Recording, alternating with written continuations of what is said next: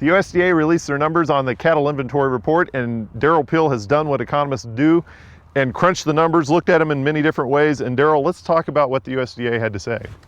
Well, as expected, the annual inventory report showed that the cattle industry continued to get smaller last year.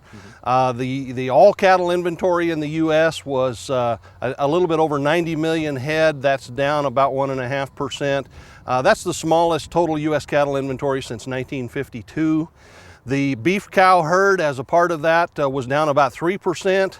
A little bit more than some people expected, but close to expectations. That number at just under 30 million head of beef cows is the smallest beef cow herd in the U.S. since 1962. And the calf crop last year, just a tick over 35 million head, was the smallest total U.S. calf crop since 1950. Wow, that's amazing. And a lot of Oklahoma producers are wondering if the drought had anything to do with that. Absolutely. You know, we knew as it was happening last year that the drought in Oklahoma and Texas, given the size of our beef industry here, was going to carry a big impact on the overall industry numbers. Oklahoma's beef cow herd was down a little bit over 14%, which is a very large one-year drop. It actually is equal to the largest one-year drop ever seen. Certainly the biggest one ever as a result of a drought. In Texas, the beef cow herd was down over 13%. As well, the largest single-year decline in the beef cow herd in the state of Texas on record. And New Mexico was also down. When you add those three states together, the total beef cow herd in those three states dropped by just at 1 million head, which is certainly a big part of the total decrease we saw nationwide. But there are other regions to the U.S. also. Let's talk about them. Well, one of the things that was happening last year was, as a result of the drought, we were relocating cattle to other states. We did increase slaughter, we knew that, and we had a measure of that. What was hard to get a handle on was how many of these cows are we just moving to other regions. There was good forage conditions in general in the northern half of the country, and so states like Iowa and Nebraska were up 5 to 6% on their beef cow herd. Wyoming, Colorado were up. So some of those regions that have been really expanding for a couple years now continue that expansion on their own, as well as being the new home for a lot of these cows from the southern plains that the drought forced to move to other regions. There were a lot of negative numbers here in the southern plains, but there was also a positive number in there too.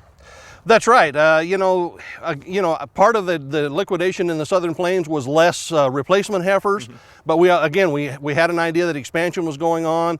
Some of these other regions with good forage conditions took advantage of that to sort of load up on heifers, and so as a result, the total beef replacement number for January 1 was actually up 1%, which says that, despite the drought, the rest of the country was more than able to compensate for that and set the stage at least for some possible expansion as we go forward here. Okay, now let's talk about what 2012 has in store. Well, that said, obviously we're smaller than we intended to be as a result of the drought. We are poised potentially to at least stop liquidating and probably have a slight level of expansion given this heifer inventory number. But really, the weather conditions which dominated last year will be the story this year. It's awful early in the year. We just don't know yet whether or not the drought conditions will abate. If they do, then I think this industry is poised to undo some of the things we did last year. We'll probably move some heifers and cows back into the southern plains, and that will be part of a broader process of beginning to rebuild cattle inventories in the U.S. Let's talk about cattle on wheat right now. Another thing that was really hard to get a handle on was how much the feeder supply, if you will, would be down. USDA includes a 3-state total for cattle grazing small grains.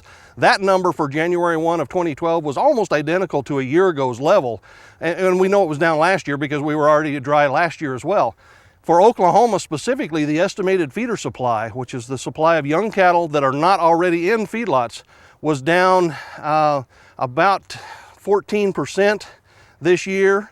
It was again down last year, so we do know that there was less of those feeder cattle out here this winter compared to what is typical for Oklahoma. Well, Derrell, that is a lot of information to take in, and if you'd like more information on that, you can go to our website, sunup.okstate.edu. Derrell Peel, thank you very much.